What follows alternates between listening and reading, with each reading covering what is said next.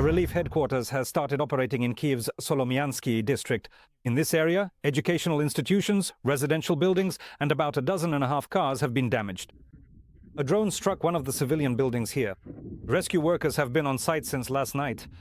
The fire was brought under control, reports Kyiv Mayor Vitaly Klitschko. At the same time, in another part of the Solomyansky district, fragments of a Shahed drone fell in the courtyard of an apartment building where Kyiv residents' cars were parked. The blast wave shattered windows and damaged more than a dozen cars.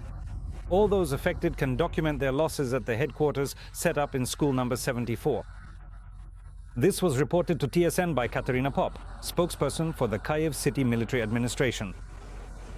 They can go there to submit applications for certain types of compensation and financial assistance. According to the programs currently in effect in the city, you can also receive materials and assistance from municipal services there to help cover your windows. At the same time, the capital is still recovering from the massive Russian strike on the night of January 9th. Alina Lisova visited the sites of the strikes. She spoke with residents and saw how people are coping with the cold. They are boarding up windows and tidying up the area around their buildings. For the third day in a row, cleanup operations have been ongoing in the Dnipro district at the residential complex hit by a Russian Shahed drone. Currently, utility workers are on site and local residents are also doing everything they can on their own. My window was blown out. When it hit, I felt something was wrong and started running to the bathroom, but I didn't make it.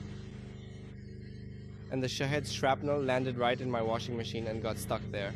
The heating came back the same day. Electricity too, with the electricity. That's a very common story in Kiev right now. And the water also came back the same day. We live a couple of entrances down, so we were in the basement. So we were lucky, you could say. We live on the 16th floor, so right now it's only 12 degrees at home. So yes, we're adapting a bit. Currently, heating has been restored in this residential complex, but as on the entire left bank, there are problems with electricity. However, from time to time, it comes on here, and at that moment, the residents try to somehow warm up their frozen homes.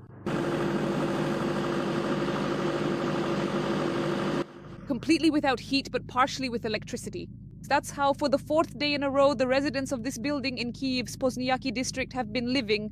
This high-rise building was attacked by a Russian Shahed drone on the night before Friday.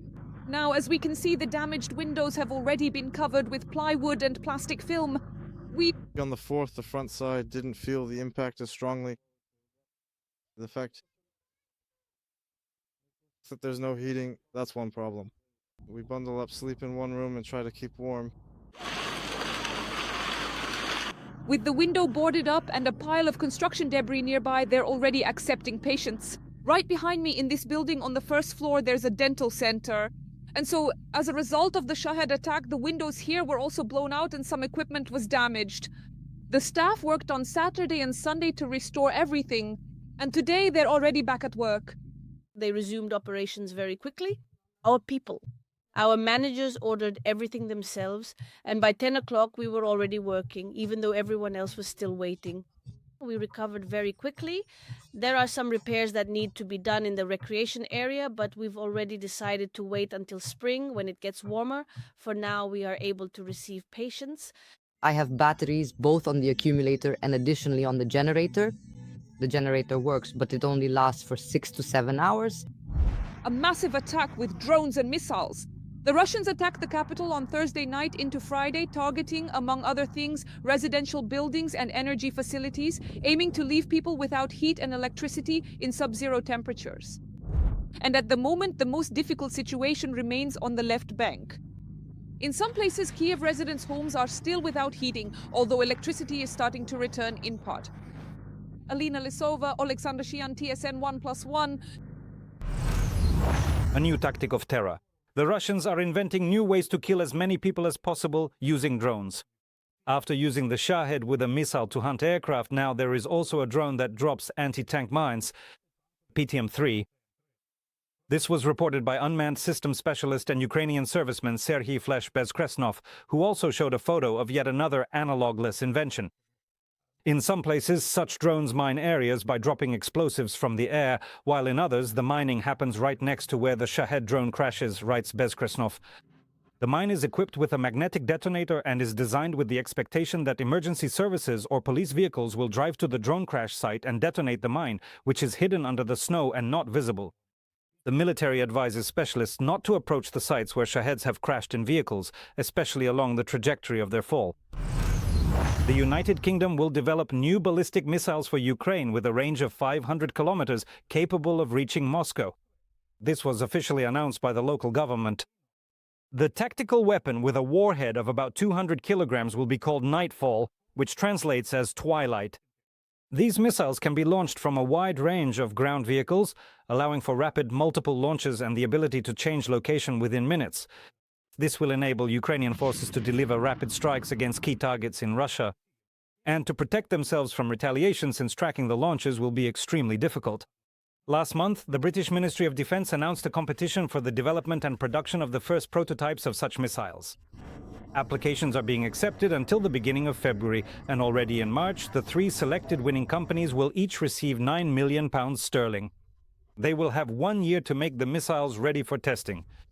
If everything goes successfully, London expects to produce up to 10 such missiles per month, and the cost of each, according to the plans, will not exceed £800,000. The Russians are not stopping their attempts to plunge Ukrainian cities into a complete blackout. Drones are attacking energy facilities around the clock in various regions. The most difficult situation is in the frontline towns and villages.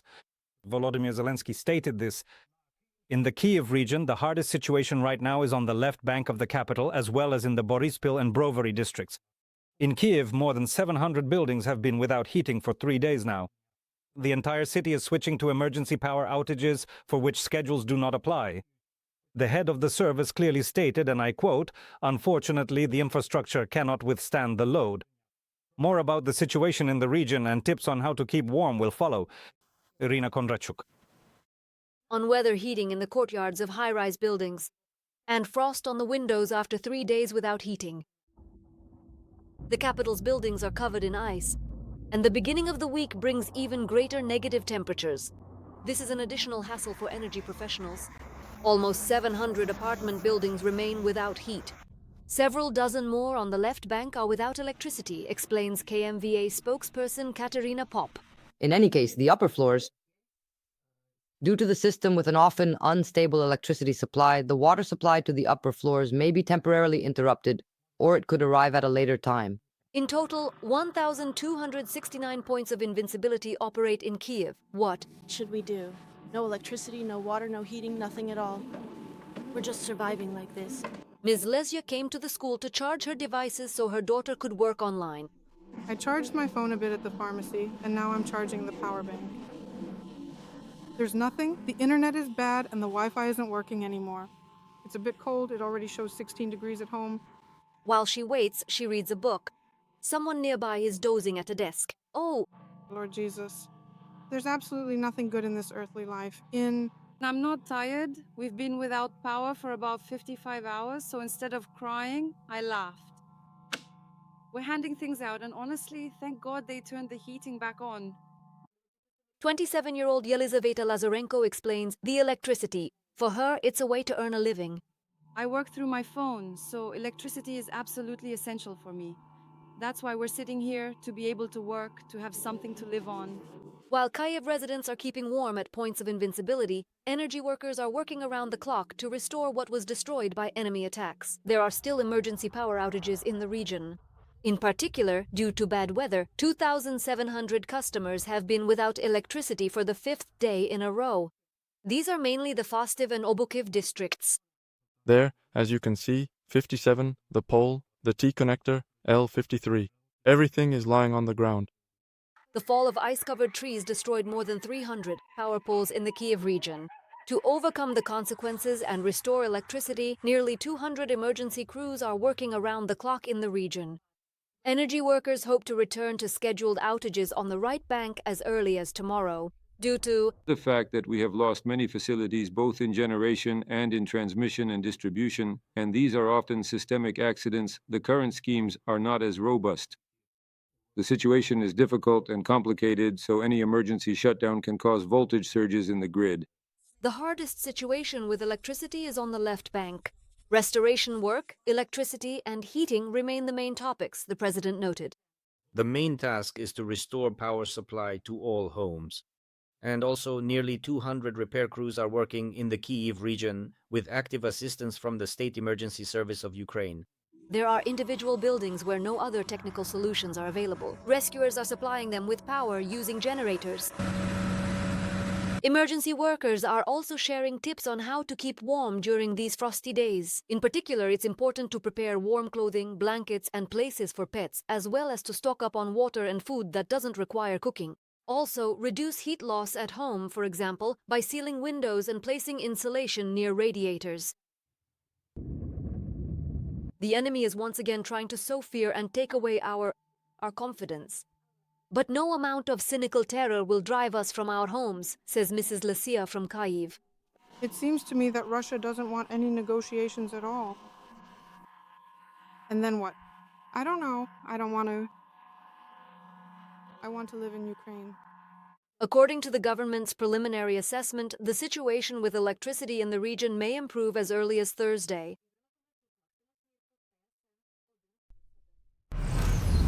You can warm up, have a cup of hot tea, and charge your devices. All of this can be done at the points of invincibility.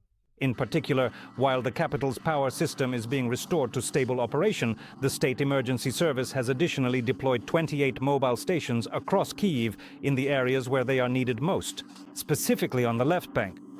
There, the situation with electricity and heating supply is the most difficult, stated Yulia Sviridenko. Additional points of invincibility tents from the State Emergency Service have been deployed. They are set up right in the courtyards of apartment buildings and operate around the clock. They are equipped with heat guns, generators, and places to rest. And they have already received more than 3,500 people. It was especially crowded here over the weekend. Volunteers also bring hot food here. In total, almost 1,300 heating points are currently operating in the capital. These include stationary locations.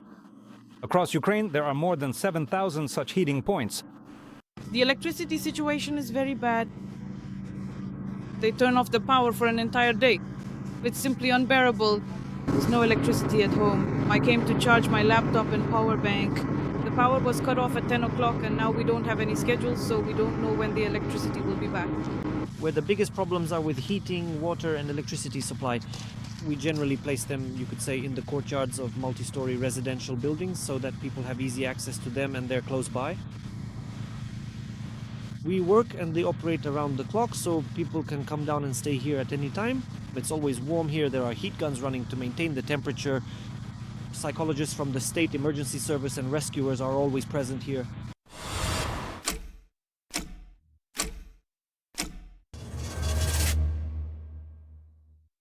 He came to class with a knife. In Kyiv, a student attacked a teacher and a classmate, injuring them. An ambulance arrived at the school immediately. The victims were a history teacher and a 9th grade student. The attacker was detained. What were the boys' motives and what is the condition of the victims? Ivan Vorobyov found out. An ordinary school in the Obolon district of the capital. The only sign that something extraordinary happened here is the presence of police cars in the schoolyard. Law enforcement officers are working at the school. Journalists are not allowed inside. Investigative actions are ongoing. There is no inflation. An interrogation is underway. In the morning, a 9th grade student at this school came with a knife, brought a mask and a helmet with him, and during class attacked a teacher with the knife. A classmate of the attacker tried to protect her, but both were injured. They were given assistance on the spot and taken to the hospital. According to TSN, the teacher underwent surgery and is in serious condition. In the restroom, he put on the helmet and mask he had prepared in advance and then ran into the classroom. He attacked Ms. Dana Pavlivna with a knife, as well as the 39-year-old homeroom teacher and a 14-year-old classmate. The underage victim was diagnosed with multiple stab wounds to the back and forearm, while the teacher suffered stab and cut wounds to her hands and abdomen. After the incident, the boy locked himself in the restroom and injured himself. He was detained and taken to Okmatid Hospital. The other boy is also in the same facility. Both teenagers have undergone surgery. Currently, their lives are not in danger. The one who was wounded is currently in the operating room. Several areas of the body were affected, depending on their complexity and importance in terms of life-threatening danger.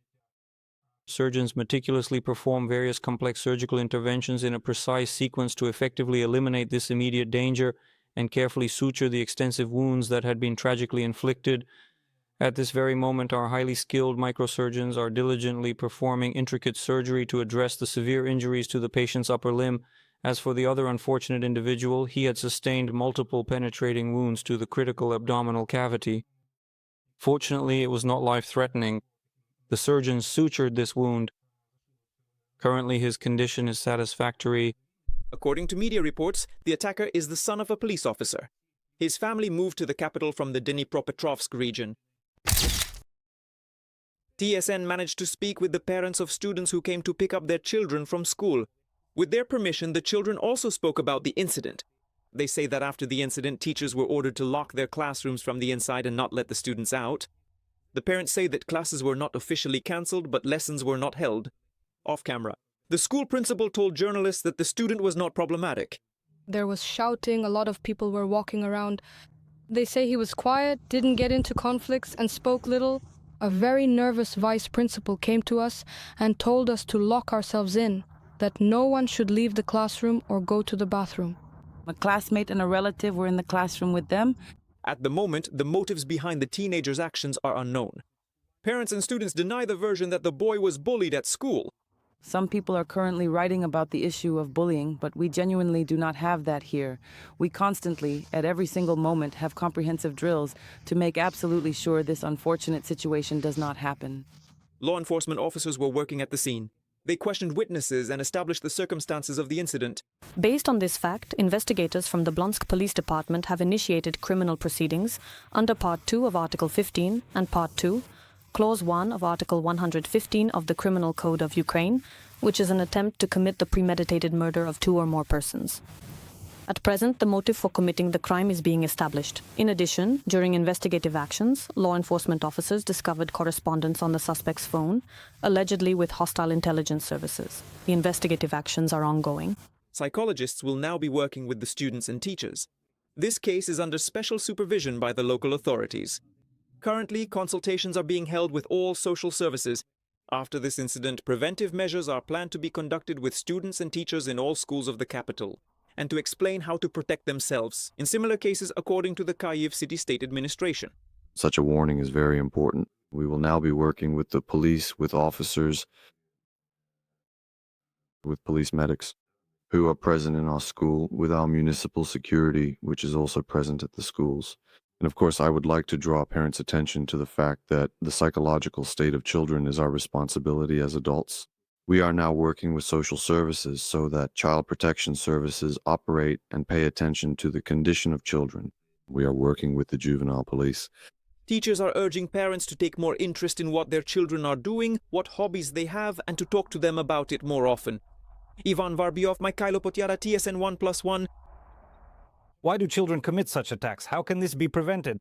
And do Ukrainian schools need any additional security measures?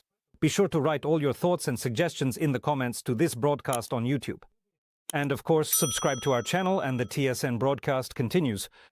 Important topics still ahead. On the front line, the occupiers are trying to break through to Lyman in the north of Donetsk region. The enemy plans to use this city as a staging ground for assaults. Sloviansk and Kramatorsk. On the Lyman section of the front, the invading army carried out 6 attacks on Ukrainian positions. The enemy is most active in assaulting the Pokrovsk direction. The defense forces are recording enemy infiltration at various points in the area. The Russians continue their attempts to amass forces and entrench themselves in Pokrovsk. Challenging weather conditions hinder the operation of drones, so the enemy advances under the cover of snow, fog, and cold. Ukrainian defenders continue to destroy the occupiers, but admit that for now the enemy holds the advantage due to their numbers. On the Huliaipol sector of the front, 24 assaults have been repelled. Everywhere, Russian infantry is actively using seasonal camouflage, but this does not always help them avoid encounters with Ukrainian drones. The enemy's attempts to camouflage their equipment are also often in vain and end with successful strikes. In total, 78 engagements have been recorded over the course of this day. They are making armor for their tanks right on the front lines. And when enemy FPV drones became the main threat to vehicles, the fighters of the Katia Brigade began reinforcing their tanks themselves with anti-drone hedgehogs. This is not a factory design, but a frontline solution born Under constant attacks from the air, Yulia Boyko saw how such protection is created. The protection on this tank, which is leaving its shelter, is called Mangal armor by the fighters. The metal structure above the hull is not camouflage but reinforcement meant to save the vehicle from FPV drones, the main threat to armored vehicles on the front line. Earlier, about half a year to a year ago, we used these little hoods. They worked well. They absorbed at least 90% of the impact. Now the trend is that technology doesn't stand still, time moves on, and they're learning, and we're learning from them too. So when enemy drones learned to penetrate even this kind of armor, tank crews started looking for other options. One of them is this kind of structure, which creates an additional screen around the vehicle and gives the crew a chance to survive during an attack. The drone cannot directly reach the protective armor thanks to our defensive hedgehogs. A significant hit on the screen, the so-called torsos that we meticulously create, is about 80% effective, which is a very good rate. It's better protection. This structure is also called a hedgehog, but creating it is real engineering work. The metal is cut, welded, and fitted to each vehicle individually. In the end, the tank looks like a giant hedgehog, as its effectiveness has shown. Because it either gets buried, explodes nearby, or can simply get stuck. To equip a tank with these hedgehogs, to turn it into a big hedgehog and weld it completely, it takes about a week. Every element of these anti-drone hedgehogs is handmade. Cables are cut and unraveled for hours. Per day, well, each person makes about 15 to 20 pieces. It's hard because your back starts to hurt. You stand in an uncomfortable position. It's tough when they give us cables and they're bad quality. You unravel them and they just fall apart, and all that effort goes to waste. This armor doesn't protect against everything. It's powerless against artillery or powerful munitions. But in conditions where the sky is buzzing with drones, even such a structure can save equipment from destruction and people from injury. Tank crews say the war is changing too quickly, so there's no time to wait for factory solutions. Yulia Boyko and Oleksiy Bugayenko, Kharkiv region, TSN 1+1. If you fought on Russia's side, then entry is forbidden for you. Estonia has denied entry to 261 people who were part of the aggressor's army. The local Minister of Foreign Affairs, commenting on this decision, stated that fighters who committed atrocities and spread violence have no place here, neither in Estonia nor in the Schengen zone. The diplomat emphasized that this was only the beginning, and Tallinn will continue working to keep the doors closed to former Russian combatants. He also called on other countries to do the same. Bloody suppression of protests and complete information isolation. Mass riots continue in Iran, with calls to overthrow the current regime. Human rights organizations report nearly 500 dead and thousands wounded and arrested. For several days now, the authorities have blocked the internet in Ukraine, so there is little information coming from there. Meanwhile, the American president is considering a military special operation against Iran due to their violence against civilians. I was gathering the latest details about the situation in the Middle Eastern country. Oksana Tkachenko. Dozens of bodies in bags in the middle of the streets. Banks and shops in flames. Footage of what is currently happening in Iran has to be pieced together bit by bit. Since Saturday, the local regime has shut down all internet access, even internal networks. Connecting with the outside world is only possible via Starlink. And even that comes with great risk, as the military can track it. The Iranian diaspora around the world is taking to the streets en masse to protest and inform the international community about the atrocities currently happening in their country. They learn about everything from messages sent by their relatives and friends. At the rallies, people carry flags with the golden lion. These flags existed before the overthrow of the monarchy and the establishment of the Islamic Republic in 1979. Reports are coming in about hospitals overflowing with the wounded, about people killed, people shot in the head with live ammunition.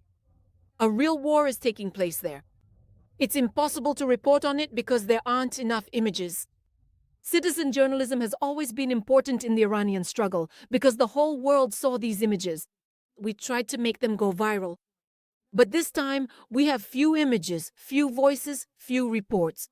In those moments when someone manages to connect to the internet and send a message, It's difficult to estimate the exact number of casualties right now due to a lack of information.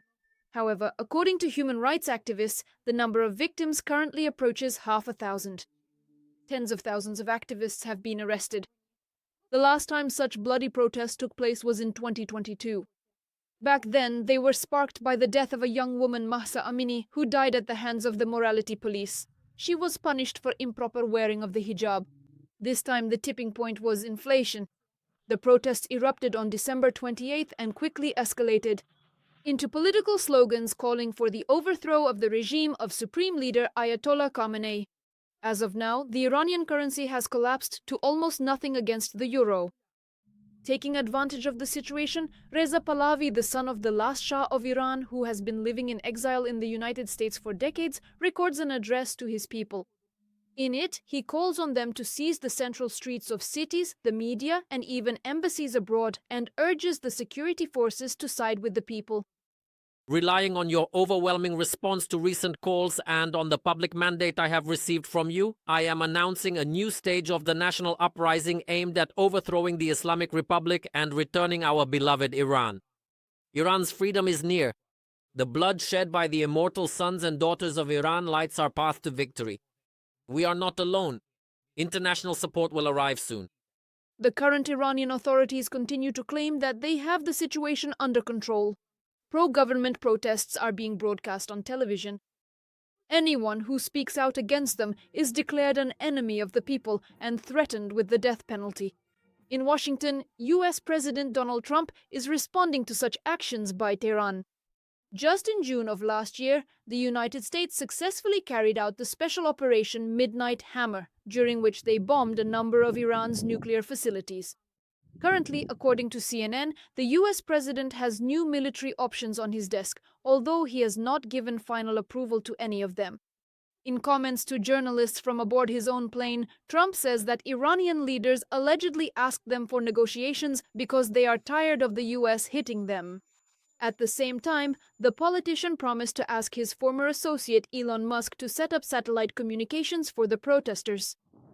It seems that there are people who were killed even though they shouldn't have been. This is violent.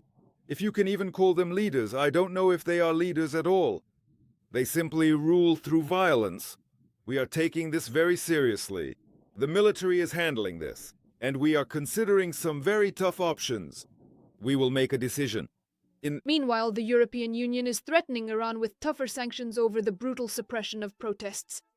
The EU's chief diplomat, Kaja Kallas, stated that Brussels is closely monitoring all developments and sees how Iranians are fighting for a future they choose themselves, risking everything to make their voices heard.